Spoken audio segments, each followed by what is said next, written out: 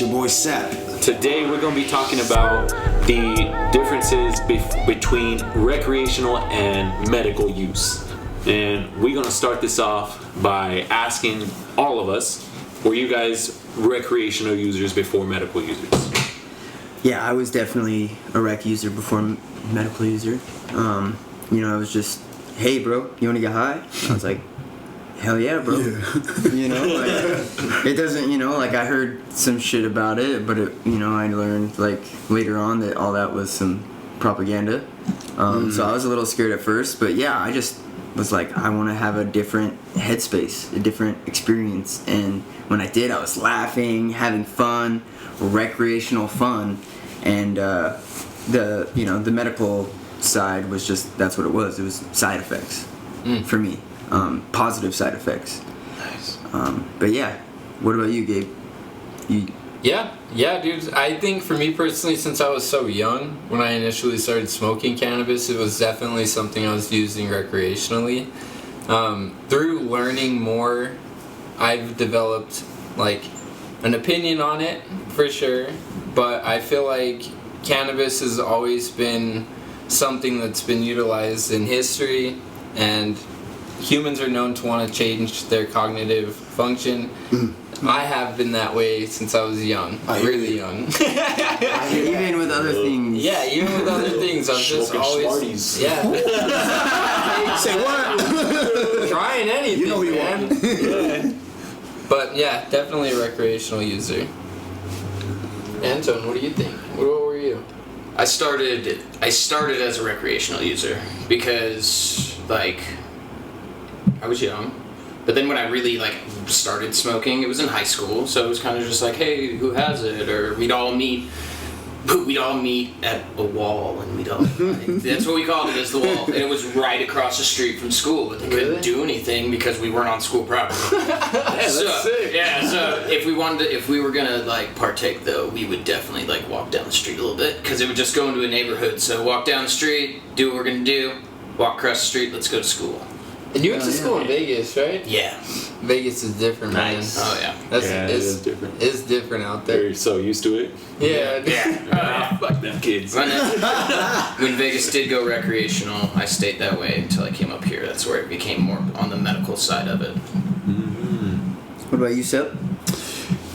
Man, for sure. I would say recreational and then medicinal. It came in at a time when I went through a life-changing event. So in response to that, that's where the medicinal part came in for the pain part. But then at the same time, it was during lockdown, and even the year before that, and a little bit months before that, is using for dance purposes. The creative part, the social part, the bonding part was definitely the hugest part of it. You know what I mean? We would dance, and then we would go in the car and just hit a fat one right after an 8-hour teaching session. The whole day, and we're like, man, that relief. There's no other relief like it. It's crazy. It's almost like an 8-hour shift working. And going home to smoke. Whoa. And then. Yeah, it catches up with your medicinal. Right now, it's definitely alleviating to the body as a medicinal user. And then also, I would say the intentions too. As a youngin', I was mixing the terminology of medicinal, being high, smoking weed. Right now, it's consuming cannabis. Whoa, I didn't say that 2 years ago. Right. But now there's more intention with it. So for sure, a rec user first, because that's how we started out. Tin cans, smoking them resin balls. Yeah, nobody's smoking resin for medicinally. You know what I mean? Well, you just never know, right? Some people that are that need to get it prescribed. I'm making a joke here. I'm making a joke. Yeah, for real. Satire. But yeah, people that need to get it prescribed right from an opioid to something else immediately, right? Like a cannabis user, that would switch them immediately to as a medicinal patient first, right? Then a rec user, or someone's like, yeah, I only take half a gummy once a week. Yeah. The way I would like to define it, and I mean, What about you, Javi? I started off as a rec user, I was gonna say, before we finish the circle, but I started as a rec user because you already know, like, it's like, I'm trying to get high. What's up, homie? And I started out young too, so that's really what it is. And what I did want to say is defining the difference between recreational and medicinal, for those that don't know, is that recreational is usually done as enjoyment when you're not working. Leisure. Or when, for leisure For times. fun. Exactly. So you can compare it to alcohol. People like to go out and drink on the weekends or something like that.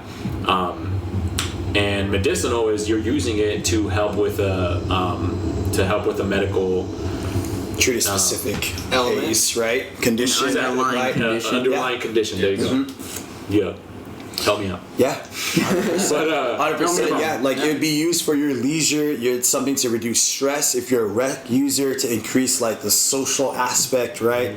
But if you're looking at as on the medicinal side, it's definitely for those that are looking for the ailments that they have, the chronic conditions that this literally will target, whether that's through RSO, tincture. And then you have those that are rec users that use those where the medicinal might come in. But then the cool about a rec user is like they do a lot of it. They're like the dabs, concentrates. And what did you say earlier? Like, I'm a rec user. Like you said something like rec user being medicinal. Yeah. What if I recreationally use for my medicinal use? And I was like, no, snap. I guess, yeah. You know what I mean? Like, what if using it recreational is medical? Exactly. Because like going out and having fun, playing baseball with the homies, going longboarding around the Liberty Park. It's an experience. You know what I mean? Like that's fun. That's bonding. You're having fun. Yes. You get the same thing with cannabis, and that alleviates stress, Right. Which has like medical purposes. You know what I mean?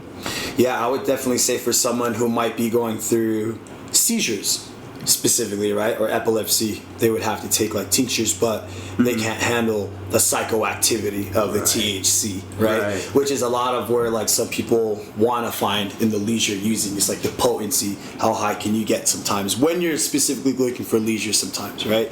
But it could be contradicting on the other side. As a rec user, you're not using it to get too high, you're just using it just enough. Just like you're not trying to get the highest amount of alcohol when you're going into the liquor store. You're just getting what you like, as a rec user. So it's here and there, you know what I mean? But for me, medicinal users are those that have like specific conditions where they're not using it as much as like a recreational user would use it, because they can't handle some of the side effects or the psychoactivity that comes with the entourage effect and stuff like that.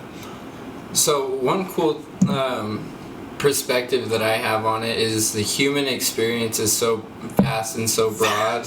And you mentioned that like some patients with seizures might not like the high psychoactivity, and that's definitely the case. Like my mom in particular, my mom likes really high psychoactive strains, and my mom has seizures. So it really does depend on where that person falls in the 100%. spectrum. And like kind of rebounding on what you guys were saying is this recreational terminology, I feel like, is something that we need to dissipate and need to get rid of, because it all is, in my opinion, medical use. The word recreation comes from the scheduling and the classifications that a state has taken, a classification that they've chosen for that specific drug. In my opinion, I think that Keep going. in my opinion, I think that all cannabis use is medicinal, whether it's you're going to the park and using it to relieve stress like you were talking about, whether it's you tapping into your creative experience like dance to relieve anger, to relieve sadness, because dance is a very expressive art form, and that's what's really 100%. cool about dance is you can express so many different emotions through one form. I think that we need to remove the terminology of recreational and it's all medicinal, because no matter how you're using it, whether you're watching a show that you like more or you're using it as an appetite stimulant to enjoy your food more while you eat, there's so many applications to cannabis that, in my opinion, all of it could be looked at as medical instead of the recreational classification. Yeah, that's interesting. I feel like with saying that, you could look at that the same way with alcohol. like, is all alcohol medicinal use? Because people use it to get loosened up and maybe talk better, talk more. So I think like, there's medicinal uses of alcohol. When there was prohibition, there was medical licenses for alcohol still during prohibition. Right. And so, we just had a good weekend using alcohol recreationally, but that, saying with these same terms, that was medical because we were having fun and easing stress and so on and so forth. So would you say, all alcohol use is medical too? So I think that you need to look at what the actual potential of it having interaction with your body and how it's interacting with your body. So when you look at how cannabis is ingested, it's interacting with your CB in your ECS system, right?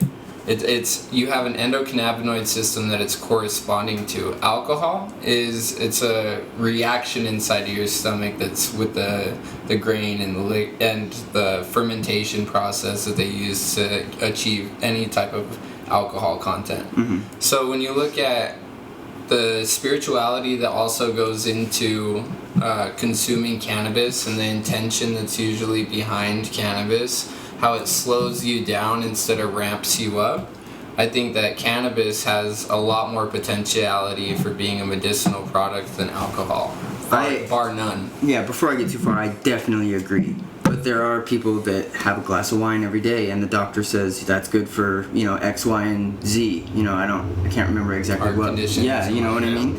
So that's medical use right there. But say you have 3 glasses, and now it's rec use. So at what point, that's why I don't agree with just saying it's all medical, because that's just a side effect. You know what I mean? Yes, there's this gray area, and that's what you're looking at, and you're just gonna label it as medical. Right. But let's call it what it is. It's rec and medical, and there is just people doing it for fun. What are you? Because just kind of going off what JJ said with the recreational part, because when recreational also it gives access to everybody, because even on the medical side, like in Utah, it hasn't always been so cheap to get your card. So or the stipulations were a little stricter. Exactly. You had to be dying. Yeah. Yeah, basically. You had to have some kind of terminal or just cancer or something like that. But yeah, recreational at least opens it up to everybody, so that gives everyone more a sight of the marijuana culture. Well, also I think it also clears. I think if we just kind of take it back to the roots of the term too, it's kind of like a cultural term that a lot of people use to distinguish themselves a little bit, right? When some people say they're rec users, initially, yes, they are a med user because they're using it recreationally for their medicinal purpose, right? Whether that's reducing stress. So it's not to say that they're not all rec or they're not all medical patients, but I think those lines can definitely get blurred, but I think it just helps people differentiate who they are and explaining.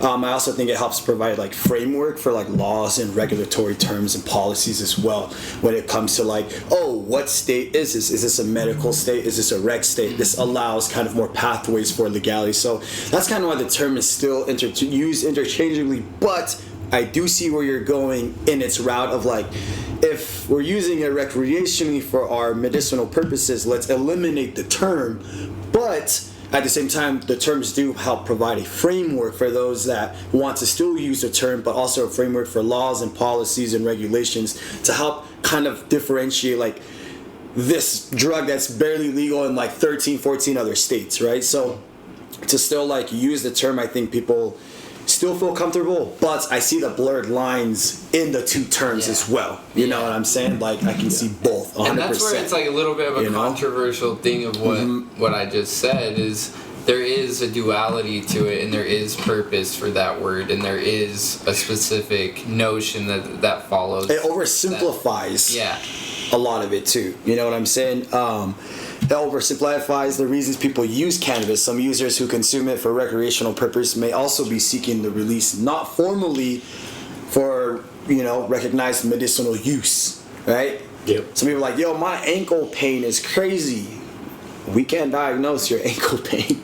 You know what I mean? So I gotta use it recreationally, in a sense, medically for that purpose, right? Whereas someone who has a med card, who has gone to the doctor, now with only 14 qualifying conditions that you're allowed to have a med card under, right? Out of how many qualifying conditions are there in the world? Yeah, right. There's so many, Yeah. that deserve. So I think the term should eventually go away, but I think some people still use it in terms of like how they go about this medical and rec time, in cannabis. Yeah. You know what I mean? So Yeah. I see both outplays. I think it's like, hey, quit trying to label it. Just let it be what it is. Like, Right. let it out.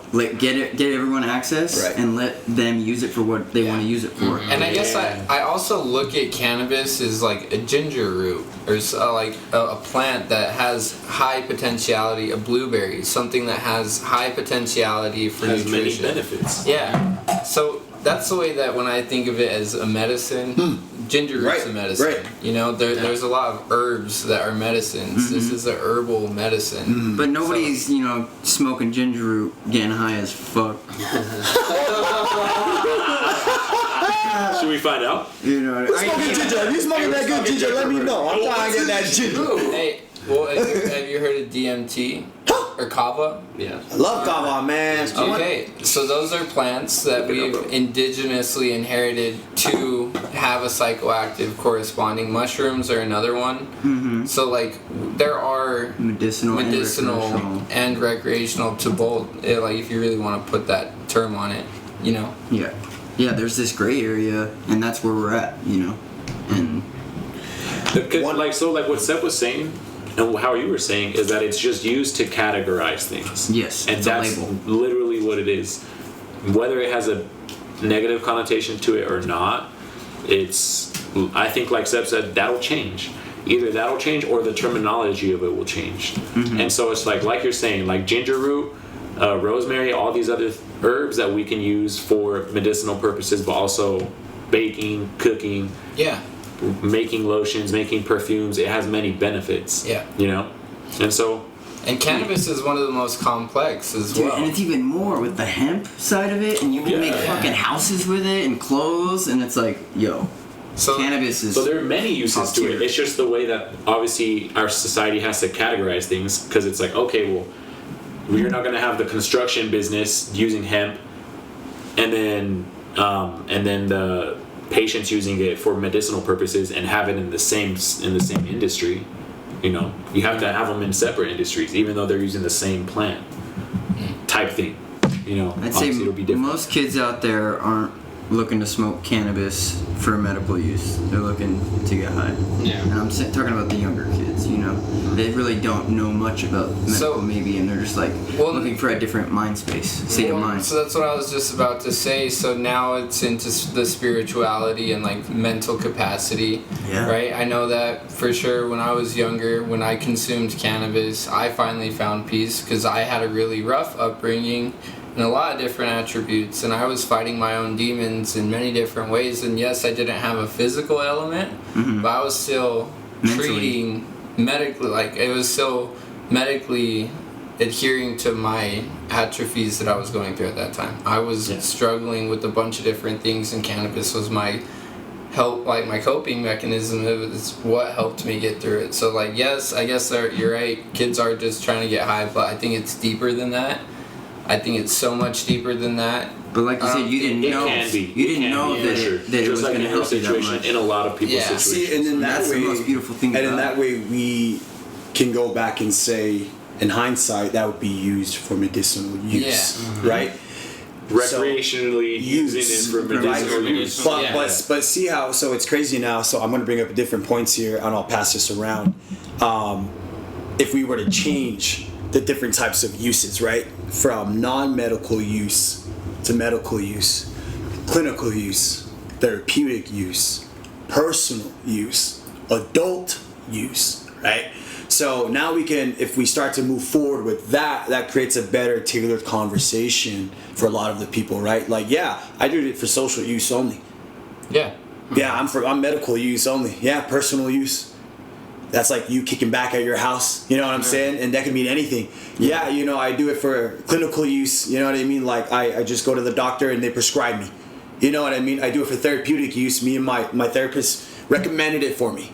right? So those are more tailored conversations that I think more people need to have. Yes. Instead of the two terms, right? Because the two terms can, there's like I said, oversimplify. Yeah. You oversimplify a vast array of It's a people. big You know what I'm blanket saying? over a big So as you array. kind of read through that a little bit, you can kind of see the multiple use of it. So like The for instance, subcategories. like you said, adult use. Now we can differentiate like those who want to get high and kids who can't. You know, legal, not legal. Yeah. Adult use is 21 plus maybe. Medicinal use is 18 and lower, because maybe it's not to get high. Maybe it's to decrease the anxiety that's there, the ADHD that's there, seizures. the seizures, And if right? we break the terminology So- behind it, that's how we achieve some of the linguistic it's pretty evolution cool. that we're looking For sure, 100%, and I agree with you. You know, it's important to break the language because language carries like weight, huge weight. and like how you use that too. It's like I'm a rec user, and then people think like, oh man, you must be from Nevada, California. You know what I mean? They or think like, less of you. Oh yeah, and they think you're like just like an active crazy user sometimes. But as soon as you say like, yeah, I'm a med user, they're like, oh my gosh, is everything Right. okay? Good, I do something for you. You know, what's Right. your medical condition? You know what I mean? Someone try to figure out something. The stigma, it's like, yo, I just got chronic pain, man. My back, it keep me up at night. You know what I'm saying? Which and then language Can be changes. totally a good cause. What? That's a Yeah, I can't sleep, call it y'all. in the beginning. Yeah. Underlying cause. Yes, Yeah, that's underlying. Yes, yeah, that's a syndrome, condition. man. Condition, And a man. condition. Just sleep. An acceptable Yeah. condition in But that- our state. Earlier, that's the perspective I want to shake, is that it is okay to use it recreationally. 100%. Even if you don't know you're using it medicinally, because you are, you know what I mean? You just don't, Yeah. you just don't know it. Yeah. For emotional It's- support, Right. for anything. For mental, for social Mm-hmm. gatherings, it's okay to say, hey, I'm doing this to have fun. Me and my buddies got together and we all smoked a big ass bowl. We all took some big dabs, and yeah, we used responsibly, but we did it, over than we needed to. Like, Right. we didn't need to smoke that much, but we did because it's fun. Yeah. Yeah. Like, yeah, let's roll up another one. I really don't need to, but I want to. Like, let's do it, dude. So that's where what Seb said of words really carry so much weight, and it's Yeah. just changing the terminology that goes behind it. You should be able to indulge in however much cannabis you want with your friends, because if you look at it in that specific light, it's a ceremonial piece. It's like you guys are socializing, you guys are connecting, you're soothing a specific part of your soul. So that's where I always advocate for just changing the linguistics of like, we're gonna get super fucked up to I'm gonna really like indulge with my boys right now. Intent.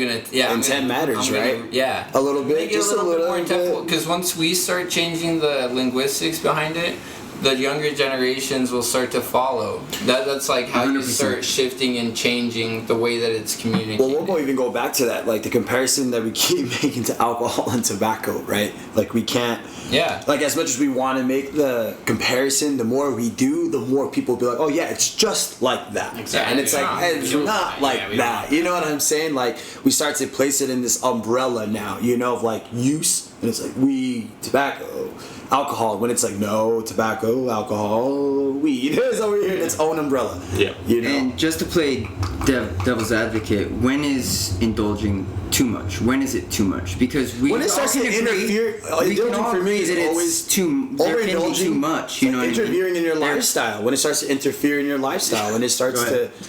that's what I feel like overindulging is. I lost for another.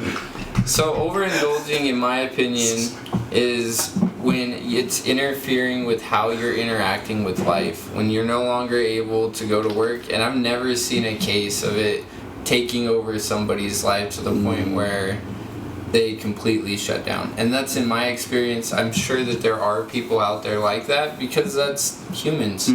We all have complete Eat too much food. Yeah, exactly. So there are for sure going to be cases where people have let it control their life to where it's everything that they're doing has to be surrounded with weed. And that's not cannabis's fault. No, and that's not. That's no fault to anyone but user. Just like that burger that's sitting right there ain't the burger's fault. Yeah, but hey, You don't need to eat 4 of those. Hey, You pick it but up, you did. you pick it Yeah. because it feels good. And but you want to indulge with your friends, do as much as you want, in my opinion. Indulge. Just don't make it what you guys do every time you hang out. And that's the most beautiful thing about cannabis is you can fucking get fucked up and feel totally fine in a few hours and Yeah. drive home. Yeah. Maybe take a little nap the next day, no hangover, Just- totally good with all your homies, and you just fucking smoke 5 blunts to the face, You 5 just, joints. You just You took know what I mean? you took an ounce down together, Exactly. and you're all just like, okay, guys, see you tomorrow. And you wake up the next day, you're cool, or maybe you have a little stomach ache because you ate Maybe too you're much still food. lit. Maybe you're still Yeah, I lit. mean, I'm you know what I mean? It's okay I've if had it that carries over. Yeah, that's the edibles. So the next thing you wake You didn't feel like you got in a car crash, you know what I mean? Like drinking way too, overindulging with too much alcohol, you feel like shit, or other drugs, you know what I mean? Like, Well, they have everything has its limitations, right? In terms of like personal use, right? Like if you're someone that you know you need to use every day, right? But if you know you're someone that still needs to find your strain, that's the beautiful thing about cannabis. You know, there's like a tailored genetic out there for you. That's for your ease. You know what I'm saying? Where some things like, yo, man, I can't smoke because I get too much anxiety, and it's like, yo, man, they got strains that can help you out with that, man. You know. It's not like alcohol, right? It kind of all just kind of hits you the same. It's kind of like wine, but you can't drive into wine. You know what I'm saying? Not to say drive and smoke, but you know what I'm saying? Strains can alleviate certain things for your body. Like a lot of people who don't know that, there's still unknown cultivars, strains, cannabinoids, terpenes that are still on the hunt right now, which is beautiful. You know what I'm saying? That could potentially alleviate a lot of people's underlying conditions. You know? Yeah, for sure. It's unique. It's a unique place that we're in. But I definitely agree where the classifications of the terminology that's being used has a lot of improvement. And seeing even the way that Utah has started to correspond with the with the medical market here, it's ever progressing. It's ever progressing for sure. 100. bring homebrew, bring flame to flower, Flame to flower. because Personal. Come through. Yeah, man. Personal. All of that. Yeah, everything. that ceremonial use, you know, it's not ceremonial unless I'm burning my flower. So 100. let me burn. Let the flame burn, Long man. grips all day. Yeah. Let me use it how I want to use it. Exactly. Yo. Let how it's been used for a long Thousands of years. Thousands of years. Not everybody can afford a $600 vaporizer. Right. Exactly. It's true. You know, there's I think it was, I was looking up a terpene the other day. I think it was the trans beta ocimine that I was telling you about. That's found in one of the strains. And I didn't know Jack that the Jaw Magic from the Jawnetics, those guys killed it, man. This strain specifically this terpene specifically has been shown to, in studies against SARS-CoV-2, COVID-19, you know, which acts as an anti-bronchial, you know, opens up like airways. At least that's what I was reading. Can't provide studies for you guys, but look that up. Trans-ocimine, you know, even things like that, you know, you're like, That's what? dope. Opening up your airways? Even like combusting? Like, what? That'll get you more high. Well, it's just like Smoke this more. strain that this strain that I have from Cushberry Farms. Shout out Cushberry Farms. MFK. That has the ocimine in it, and it actually helps with my wife's pain. Like we Come on. mix 2 strains together, and it helps with her back. Nice. So that was one of the big strains that actually helped with pain and inflammation. So it's Oh, yeah, bro. Yeah, just like Steph said, it's something's out there for you. exactly. Tailored for what you need it to. Right. Yeah. And with that, I'd also like to add, as like I know like, you know, we were talking just barely about the terms of recreational and medicinal, but I'm just going to use them right now because I don't really have anything. Because I was not using it as an adult. Well, anyways, like when you do, like for me, started young, I was using it a lot, like, you know, like we all say, overindulged a bunch of times. But at the same time, it doesn't feel like overindulgence a lot of times, unless you green out, you know, and you're like, all right, that was too much. But like you start to get to a point where, you know, maybe if you feel like it's not becoming something that is helping you in your life, that's when, you know, like I feel like that limit as well on on when is it overindulgence. You know, it doesn't even have to be an overindulgence in a small period of time.